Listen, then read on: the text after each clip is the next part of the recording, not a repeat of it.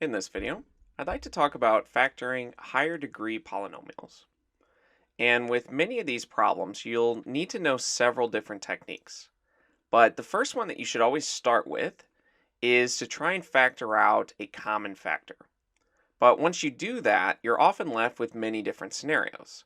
Sometimes you're left with a quadratic, which you can factor either using the reverse of the FOIL method or by factoring by grouping.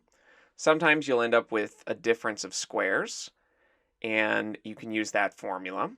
Sometimes you'll end up with a situation where you can factor by grouping, where you have four different terms, and you can group two together and another two together, and often be able to pull out a common factor from each. So you'll see many different ways to factor these problems, but like I mentioned, you want to start by just factoring out the greatest common factor if that's possible. And it's not always going to be possible, but that's the first one that you start with, since that is often the simplest one.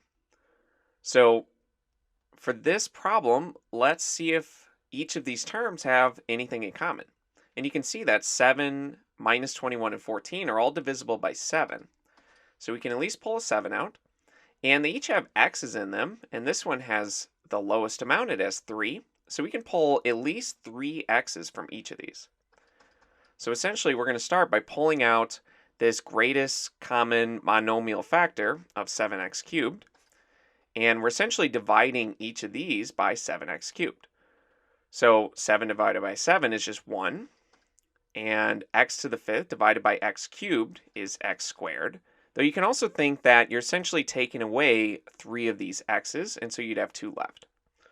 Now here, minus 21 divided by 7 would be 3. And we took away 3 of these x's, so we'd only have 1 left. And from here, we're dividing 14 by 7, which is 2. And we took away all 3 of the x's, so you wouldn't have any x's left. And from here, now notice that we have this quadratic.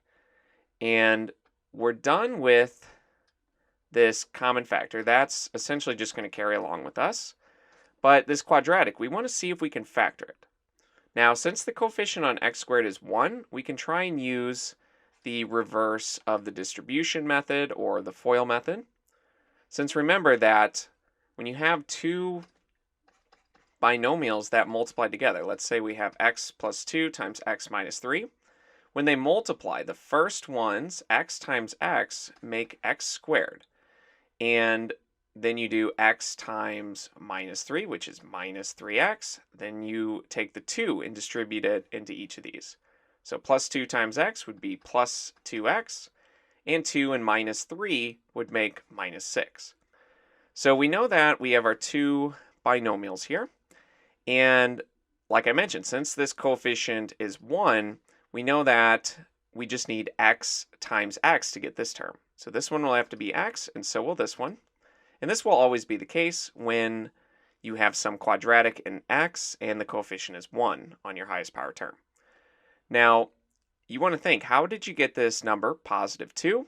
And that was from multiplying both the numbers, since in this case at least, plus 2 and minus 3 made the minus 6 here.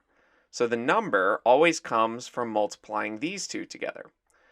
And we want to think, what are the possible different numbers that could multiply to make 2? So that could be 1 and 2, or minus 1 and minus 2. And then notice that those numbers, at least in here, the plus 2 and the minus 3, we have minus 3x and plus 2x. These are going to combine to give you your middle term here with just x. And they essentially will combine to give you that coefficient.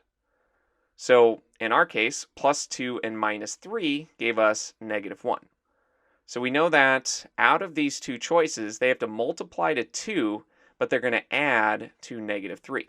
And so that will have to be minus 1 and minus 2. And of course, once you think you have this factored correctly, you don't want to just assume that you did it right. You want to check your work. So you can re-multiply it back out and prove to yourself that it does equal this quadratic expression. So we factored this as much as we can at this point. So in our box, we'd have this 7x cubed times x minus 1 times x minus 2. Since both of these binomials, there's no way to factor them further. and we can't simplify this monomial, this greatest common factor, out in front. So this will be as factored as we can make it.